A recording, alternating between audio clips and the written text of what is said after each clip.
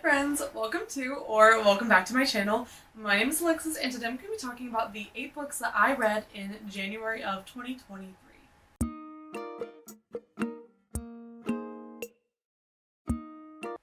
So, to preface this is going to be a very fast wrap up because I actually am supposed to be leaving for class in quite literally 20 minutes. So we're going to get through these 8 books as fast as I can while still giving y'all the rundown of what I read in the month.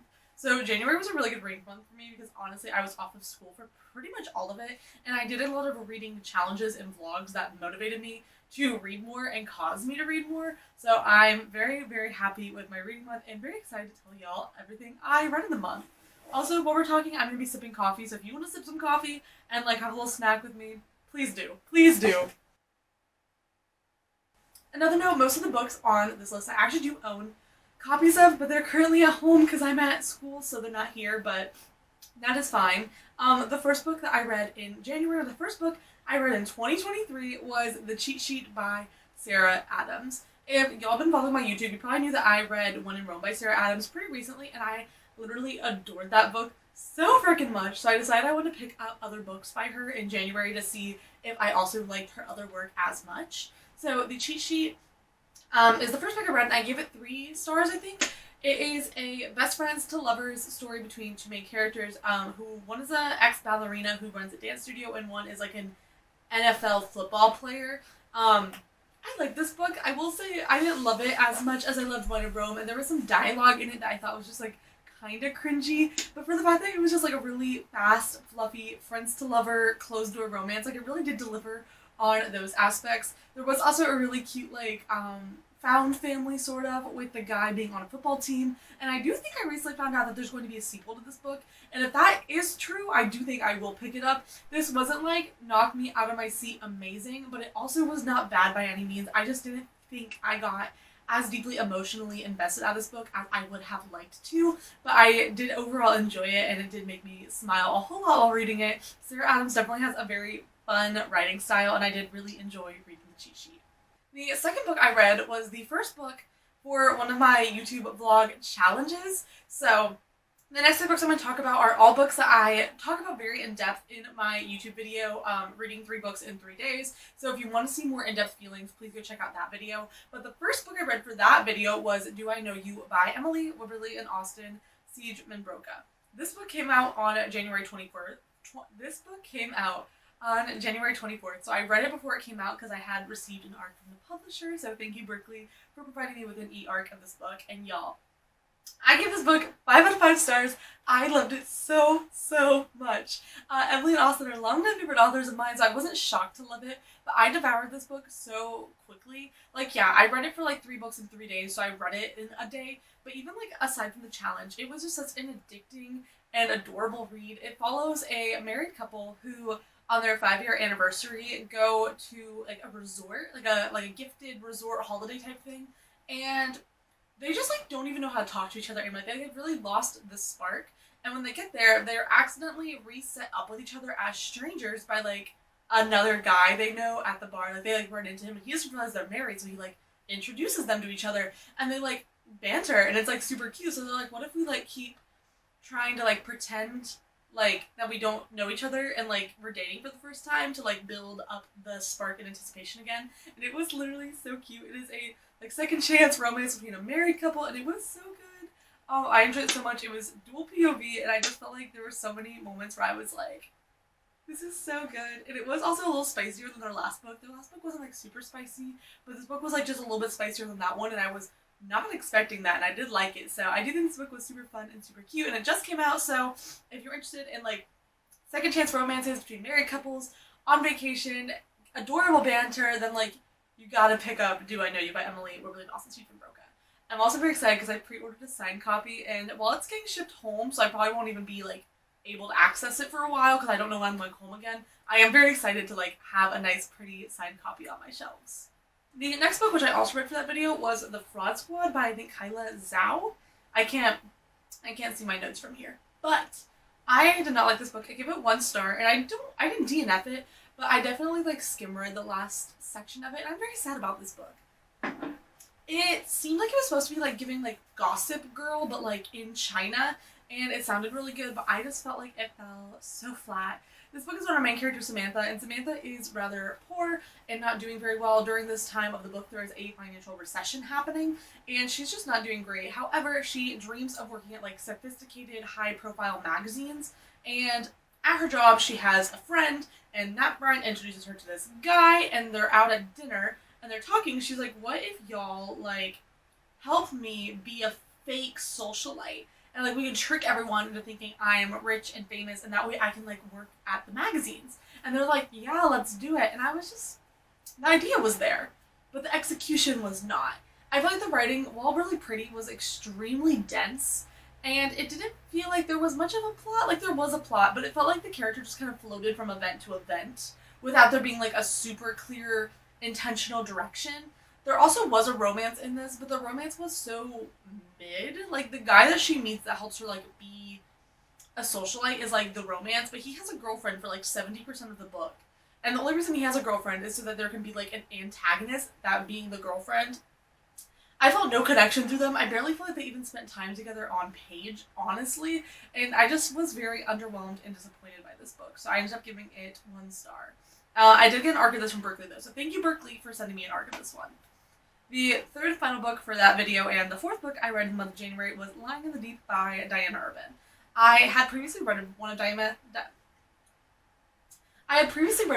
Urban's other books, so I was very excited for this one. It actually comes out in May, I think, of this year. If not May, then June. But this book was honestly really fun. I think I gave it 4 stars.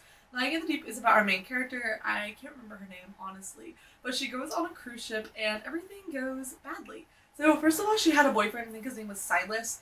And before the cruise ship starts, her, like, ex-best friend and her ex-boyfriend, like, get together behind her back and, like, betray her. So she is very upset about that. And when she gets on board of the cruise ship, they're there. And she's, like, murderously obsessed with them.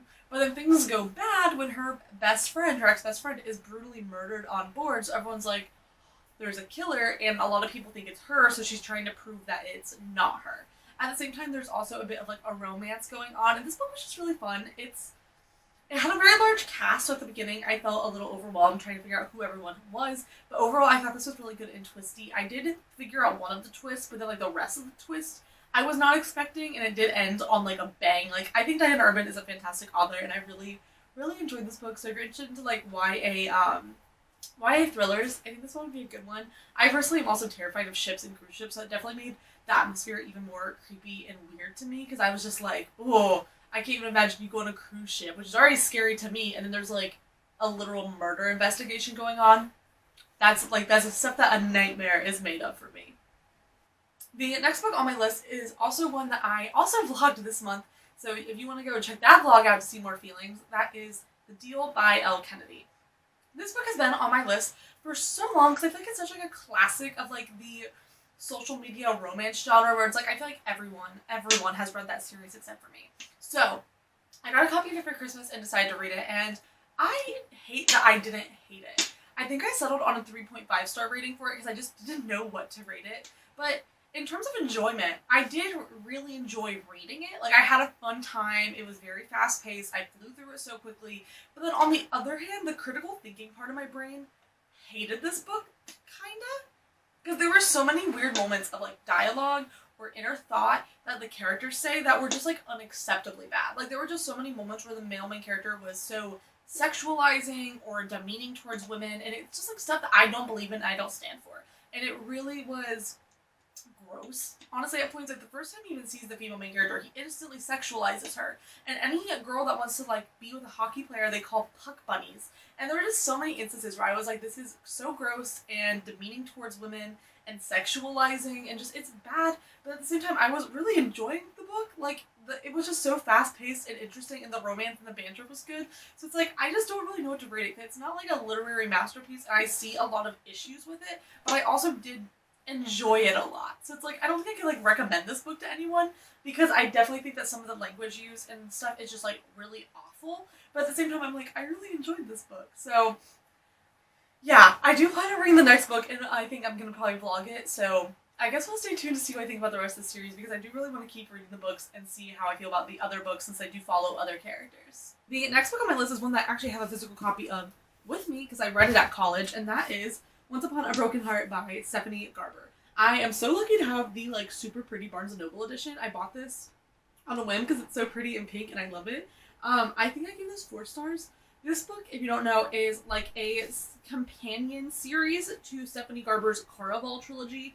And I read the Caraval trilogy as they released, like all throughout my high school years. So I did always intend to get to this book since I knew that I had originally really loved the Caraval world. And you know what? I did really enjoy this book. I don't feel like I have a lot to say about it, but I did enjoy it overall.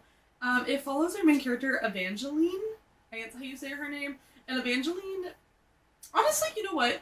The synopsis of this book is really vague. I'm going to say that. The synopsis of this book is really vague, so it's like, it was hard to know what to go into it as, so it's hard to even explain what the book is about. But our main character, Evangeline, essentially, like, the love of her life is, one day, just, like, wakes up and is like, I'm going to marry her sister. And she's so heartbroken about it that she goes and prays to Jax, who's, like, the demon of hearts or whatever, and she's like, please stop the wedding. So he stops the wedding by turning everyone to stone. And the only way to undo it is for someone to drink a potion and, like, switch places. And she is so heartbroken about, like, the fact that now everyone's stone that she does it. And it's, like, it's just, like, a whole messy thing.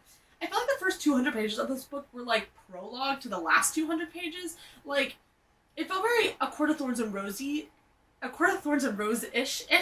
where, like, the first book really just sets up the rest of the series. That's kind of how this book felt. I felt like the first 200 pages set up the last 200 pages, and that this book was really just setting up, like, the next book, I guess. Like, the last bit of this book is where things really started getting interesting and the world really started to be, like, magical and cool. I wasn't super shocked by, like, the ending or anything. I felt like more people were, like, shocked by it. I really wasn't, but I did enjoy it overall. I did buy a copy of the second book. I'm looking forward to reading it, because I think I've heard that everyone loves the second book a lot more than the first one, and that, like, the ending of the second book I see everywhere as, like, so jaw-dropping and shocking, and I'm excited for it. I also think that, like, the sexual tension between the main two characters of this book is, like, oh, it is hot. So I'm excited to see where the story goes. And I think I gave this probably a 3 or 4 star rating. I can't really remember. The 7th book that I read this month was also a book by Sarah Adams, and that is The Enemy. The Enemy is one that I listened to on audiobook, and I did really enjoy it, but I will say it wasn't as enemies to lovers as I expected. So The Enemy is about our main two characters.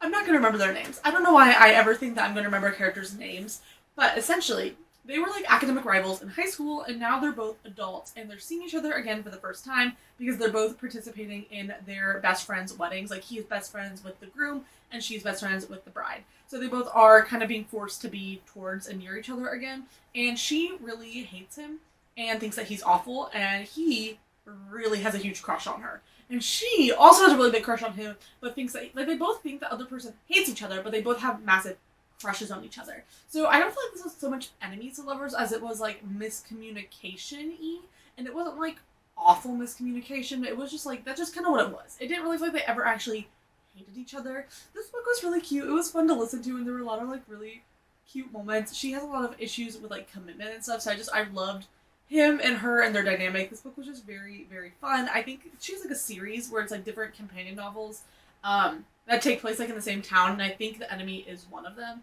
This book was so cute. I think she runs a donut shop, if I'm remembering correctly. I read another book at the same time that was kind of similar, so, like, my brain is, like, feeling really foggy about the details. Like, she ran a donut shop, and he's like a Michelin star chef, but he's not really interested in continuing that career, and he falls first. He falls first so hard, and it was really cute. And the audiobook narrators did amazing, so if you are into audiobooks, I would say The Enemy is a really cute one to listen to on audiobook, and it has a lot of sexual chemistry in it, and it's closed door. That's something I do like about Sarah Adams, is no matter what book you go into, they're all going to be very chemistry heavy, but closed door, so you never have to worry about smut scenes in case you're not interested in those. But the chemistry is still off the freaking chart. She crushes it every time.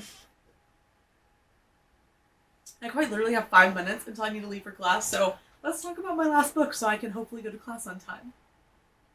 The last book I read in January was actually, like, I finished it literally last night from filming this, and that is Twice Shy by Sarah Hogel. Last year, I think in December, I read the author's debut novel, You Deserve Each Other, and I literally loved that book so freaking much. So when I got a Barnes & Noble gift card, I quickly snatched up Twice Shy as well. And y'all, this book was so good. I gave this 5 out of 5 stars. It's also definitely, like, I'd be shocked if this doesn't end up on my favorites of 2023 list. It is about our main character, Mabel, and then Wesley. And Mabel works at a really, like, shitty, awful job. And she is like a hopeless romantic and a dreamer, and she has dreams of a better life for herself. And one day she finds out that her great aunt Violet, who she hasn't seen since she was a child, died, and she is inheriting Violet's house. So she picks up all of her stuff and moves to this rural area to like pick up the house. But when she gets there, it turns out you find out that she is actually not the only person who like gets the house in the will. That a guy named Wesley, who was like the groundskeeper, also inhabits the house. So they have to like figure out what they're gonna do since they both have to share and live this property, since that is what Violet wanted for them. And then there's also like a list of things that Violet tells them to do, like paint a mural and like bake donuts, and like it's just really sweet. This book is so sweet and quiet in like the most beautiful way. It is very sunshine grumpy, but the reason that he's grumpy is so endearing, and he is one of like the sweetest, like deep down, like gooeyest, cinnamon roll, loveliest characters ever. Mabel is so fun, and she is very hopeless, romantic-y, and dreamy, and I just think that this romance was adorable. I can like vividly picture this book so beautiful. Like the house is so vivid in my brain, and their romance is so cute. Watching them like go from literally not talking to each other at all in the slightest to being like in love with each other was just so sweet.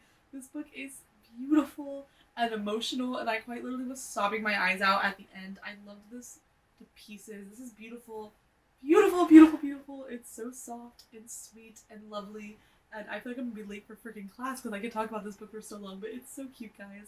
I really can't say enough. If you like just like sweet, they communicate through letters a lot. He has anxiety but is like kind of a grump, and she's like big sunshiny and like hopeless romantic, then like please pick this book up. It's only 300 pages, so it is really fast to get through, and it is such a beautiful, cozy, warm book that just like fills my heart with butterflies. And this book makes me just so happy to exist because I get to exist at a time where I can read this book, because y'all, Twice Shy was so good. Like, please read it. Like, oh my, like, what else am I, like, please, you want to borrow my copy? Like, for real, like, if you take away any books from this video, please read this. Please. Anyways, those are the 8 books that I read in January. Truthfully, I don't have any reading plans specifically set for February, just that I want to keep reading. So, that's it for today's video. Truth be told, I do gotta get going for my class, so thank you guys so much for watching this video. I hope you enjoyed. If any of these books sounded good to you or you've read them, let me know down in the comments below. I would love to chat. If you want to message me on Instagram, there is my handle, as per usual. Thank you so much for watching. Don't forget to like, comment, share, subscribe, all that sort of stuff. Stay subscribed so you can see other videos of mine, reading vlogs, wrap-ups, that sort of thing. Thank you for watching to the end of the video, and I hope you have a lovely day. Bye!